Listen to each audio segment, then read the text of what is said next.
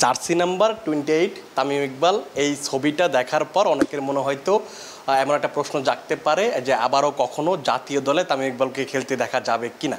এই প্রশ্নটাই আসলে লাস্ট কয়েক মাস আমরা যদি স্পেসিফিকভাবে বলি 2023 ওয়ানডে বিশ্বকাপের পর থেকে এই প্রশ্নটা আরও বেশি ঘুরপাক খাচ্ছে। যখন বিপিএলে তামিম ইকবাল বিপিএলের সেরা রান স্কোর হলেন, বিপিএলের সেরা ক্রিকেটার হলেন, তারপর থেকে প্রশ্ন আরও বেশি জাগ্রত হচ্ছে মানুষের মাঝে। কিন্তু এই প্রশ্নের উত্তর আসলে কেউ কখনো দেয়নি, দেওয়া সম্ভব হয়নি। কারণ তামিম ইকবাল স্পেসিফিকলি বলেননি তিনি কবে ফিরবেন, কেন মানে ফিরবেন কি ফিরবেন না সেটাও বলেননি, কিংবা বোর্ডের পক্ষ থেকেও সেই ধরনের কোনো কিছু বলা হয়নি। কিন্তু আজ নাজমুল হাসান পাপন একটা কথা বলেছেন, সেই তার কথা ধরে আমরা আজকের ভিডিওটা করব। যে তামিমকে নিয়ে একটা প্রশ্ন করা হয়েছিল যে তামিম ইকবাল কবে নাগাদ জাতীয় দলে ফিরবেন। তো তিনি জানিয়েছেন যে তার কাছে মনে হচ্ছে বা তিনি শুনেছেন কারো কাছ থেকে যে আগামী বছর বা 2025 সাল থেকে হয়তো তামিম ইকবাল জাতীয় দলে ফিরবেন। তো তামিম ইকবালের এই যে পুরো ঘটনাটা আমরা একটু আগে একদম শুরু থেকে শুরু করতে চাই, তারপর আমরা পাপন ভাইয়ের কথাতে ঢুকবো। 2000 আফগানিস্তান সিরিজের সময় 2023 সালের সময় তিনি হুট করে প্রথম ওয়ানডে খেলার পরে অবসর নিলেন এবং এরপরে প্রধানমন্ত্রী শেখ হাসিনার হস্তক্ষেপে তিনি আবারও জাতীয় দলে ব্যাক করলেন। কিন্তু সেই সময় ইনজুরি ছিল, যে কারণে এশিয়া কাপ খেলতে পারেননি, ক্যাপ্টেন্সি ছাড়লেন।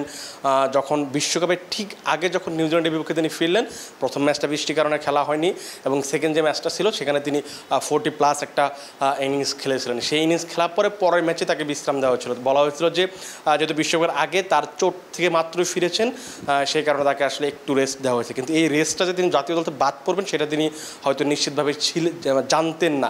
বিশ্বকাপের আগে তাকে নিয়ে আসলে একটা নাটকের মঞ্চায়ন হয়, যেখানে তার চোট নিয়ে অনেক কথা বের হয়।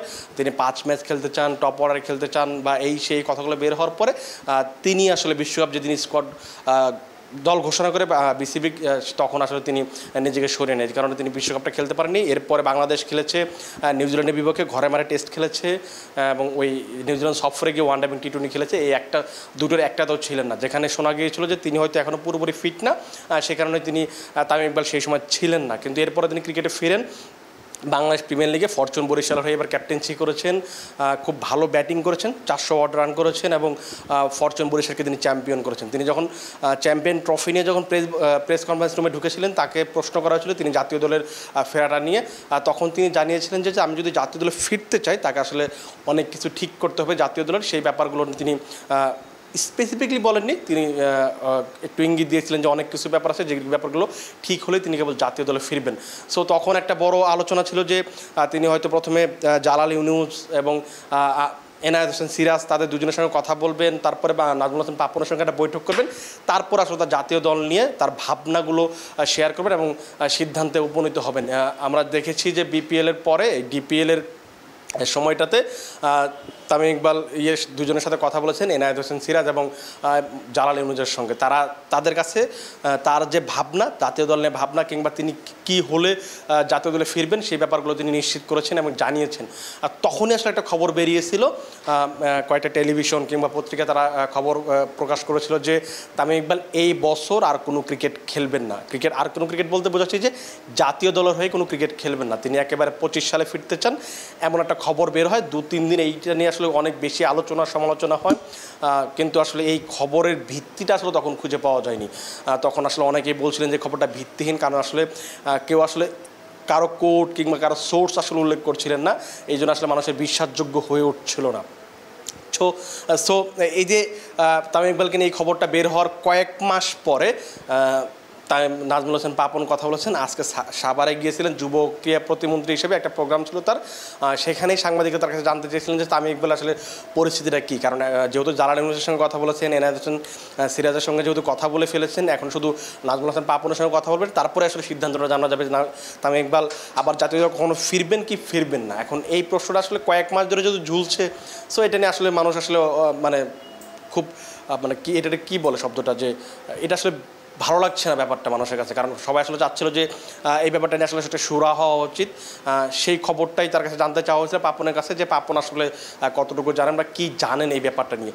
তিনি আজকে যেটা বলেছেন যে তামিম ইকবালের এই যে ফেরাটা, এটা আসলে শুধু বোর্ডের উপর নির্ভর করছে না, এটা আসলে তামিম ইকবাল নিজের উপরও অনেক নির্ভর করছে। কারণ তামিম ইকবাল কী বলবেন বা বোর্ড কীভাবে সিদ্ধান্ত নেবে এই দুটো ব্যাপারের উপর আসলে দুজনের উপর আসলে ব্যাপারটা নির্ভর করছে। কিন্তু এই দুজনের ব্যাপারের উপর নির্ভর করলেও ব্যাপারটা আসলে কথা না বললে আসলে কনভারসেশনে না গেলে আপনার আসলে একটা সিদ্ধান্ত নেওয়া কঠিন।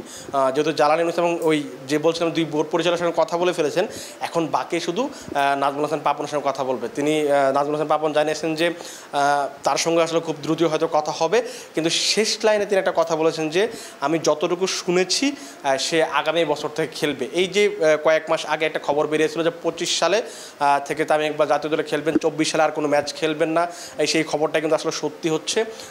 আমি যদি ধরেই নিই যে নাজমুল হাসান পাপনের এই কথাটা সত্যি যে 24 সালে তামিম ইকবাল আর কোনো ম্যাচ খেলবেন না, সরাসরি 2025 সাল থেকে জাতীয় দলের হয়ে খেলবেন, তাহলে কিন্তু এই বছর আমরা জাতীয় দলে তামিম ইকবালকে দেখবো না। এই কয়েকদিন আগে যেটা গুঞ্জন উঠেছিল যে তামিম ইকবালকে টি-20 বিশ্বকাপ দলে চাচ্ছেন, নাজমুল শান্তর সঙ্গে কথা বলেছেন, হয়তো টেস্ট কিংবা ওয়ানডেতে এই বছর যেহেতু অনেকগুলো খেলা আছে বাংলাদেশের, সেই ম্যাচগুলোতে দেখা যাবে হয়তো। কিন্তু তাই আমি যদি যেটা বললাম যে নাজমুল হাসান পাপনের এই কথাটা যদি সত্যি হয় তাহলে কিন্তু আসলে তামিম ইকবালের এই বছরে খেলার চান্স খুবই কম। কিন্তু পরের বছর থেকে যেহেতু চ্যাম্পিয়ন্স ট্রফি আছে 2025 সালের ফেব্রুয়ারি এবং মার্চে, সেখান থেকে হয়তো ফিরতে পারেন।